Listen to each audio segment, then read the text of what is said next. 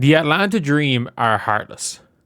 This is like a more heartless move in my opinion than I was about to say, is it more heartless than the Judy Van lose situation? No, it's not. This is heartless though. This is really, really heartless. And it is what the Atlanta Dream did to Holly Winterburn. So if you don't know who Holly Winterburn is, Holly Winterburn is she's 2000 born. What age is she? I don't know. She's either 25 or 26, but she's a 2000 born guard from England. She is somebody that I have realistically been following play since she was 16 years old. Basically, she the European Under-18s B Championships was in Ireland that summer, and coming into that championship, Ireland were really good. I think Britain were third with Holly Winterburn, Ireland were second, and Germany were first. And there were like 3 star players in that tournament. It was Britain had Holly Winterburn, Ireland had Claire Melia, and Niara Sabli played for Germany. And obviously Germany won with Niara being the superstar in the final. Ireland were second with Claire Melia being a superstar. And again, Claire Melia is somebody who, if we're being like anyone, everyone in Ireland knows like if you know, you know, but it's like if Claire Melia really wanted to be, she was a WNBA player, and then Holly Winterburn was the star from England who has had a really up and down basketball career. Like, she was a superstar. She was recruited to go play for Oregon. And you might say, that doesn't really mean much. No. She was recruited to go play for Oregon when that meant something.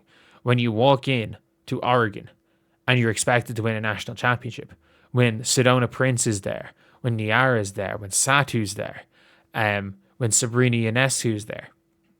And like, that is what, like, you're expected to go. And that 2019-20, that Oregon women's team, they were supposed to win a title. Like, they probably go and like win the title that year if there is a tournament. Like, they really in the 1920 season, you had obviously Sabrina Ionescu on that team. You had Satu. It was just a stacked team all around. And Holly Winterburn was doing okay for that team. She then ended up, I think after that season, during COVID, I'm pretty sure she went back to England to play in the BBL. Or I don't know what the women's equivalent was. And then she went and played in... she played for the London Lions, who won Euro Cup with... and she was a major reason they won Euro Cup. That was a team with Temi, with Meg Gustafson, with Carly Samuelson, and herself, and she was probably their best player in the finals, especially in Game 2 of the finals, where they beat Besiktas, who were pretty good with Dan Evans. But she basically made the Atlanta Dream Team. Calls earlier the week, they've waived Taylor Theory, Katorla, and Stephanie Jones. She made the team. And had not played in the WNBA, was about to make her debut. She was about to make her WNBA debut. And on the morning of her WNBA debut, what happened? She got cut. They signed Aaliyah Nye. They claimed Aaliyah Nye off the waivers, who could not play that game that day, and they cut Holly Winterburn. And maybe they call her back on a dev deal, but it's been 3 days since this happened. If they were going to bring her back immediately on a dev deal, they would have. They could have already. Holly Winterburn looked really, really good in preseason. She looked really good competing for that backup point guard spot. And she was a much better point guard than Isabel Borles. Like, Pow Pow obviously got it. Holly Winterburn's probably more of a 1 than Pow Pow. But it is, again, maybe I'm over I'm missing something when it comes to claiming off waivers. But like Ali and I think they still could have claimed Leah and I off waivers 3 hours later. Like, she was probably in the arena getting ready to play her first game when she got cut.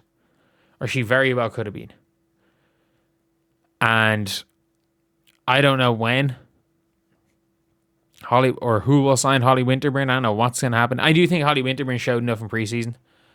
I mean it. Like, I do think she showed enough in preseason that a team will sign her at some stage because she is a WNBA level player. And if you know kind of the super highs and kind of some lows when it came to Holly Winterburn's career, you know that she's gonna go and she will be playing at the top level.